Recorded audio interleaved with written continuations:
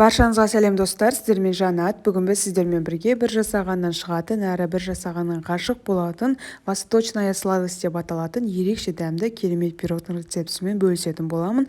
Міндетті түрде видеоны өткізбей соңына дейін қарап, каналыма тіркеліп, жанында тұрған қоңырауша белгісін басуды ұмытпаңыздар. Ал енді біздің пирогымызды жасау үшін 150 немесе 180 грамм ерітілген сары майымызды таза ыдысымызға құйып, бір жұмыртқамызды және де жарты кесе қантымызды қосып, жақсылап венчиктің көмегімен араластырып аламыз. Жақсылап араластырып алғаннан кейін 300-350 грамм ұнымыздың үстіне бір шай қасық разрыхлителімізді қосып, жақсылап араластырып аламыз да сұйық массамызға венчиктің көмегімен араластырамыз. Қою бола бастағанда қолдың көмегімен қамыр елеп алатын боламыз. Қамырымыздың консистенциясы кішкене жұмсақтау болуы керек. Қамырымызға ұнды көбірек қоспаңыздар, әйтпесе піскен кезде қаттылау болып қалады. Ауызға салғанда еру үшін сіздерде мен айтқандай мөлшермен шығу керек. Енді дайын болған қамырымызды екіге бөліп, формамызға осылай тиянақты тегіс қылып жайып, вилканың көмегімен екі шеттерін және ортасын міндетті түрде басып шығыңыздар. Әйтпесе ол биік болып көтеріліп кетеді.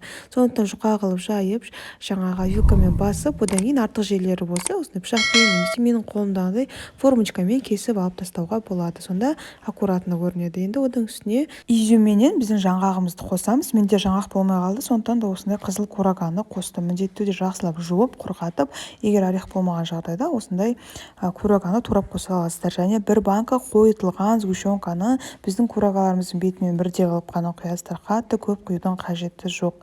Міне осындай болғаннан кейін міндетті түрде 180 градус қызып тұрған пеште қатты қызарып, қоңыр түске енгенше 20-25 немесе 30 минут пісіріп аласыздар. Көбірек ұстаған сайын ол сгущенкасы астына қарай түсіп дәмдірек бола бастайды. Сондықтан көбірек ұстауға тырысыңыздар. Міне дайын болып шықты. Сіздермен бірге болған Жанат. Каналыма тіркелуді ұмытпаңыздар.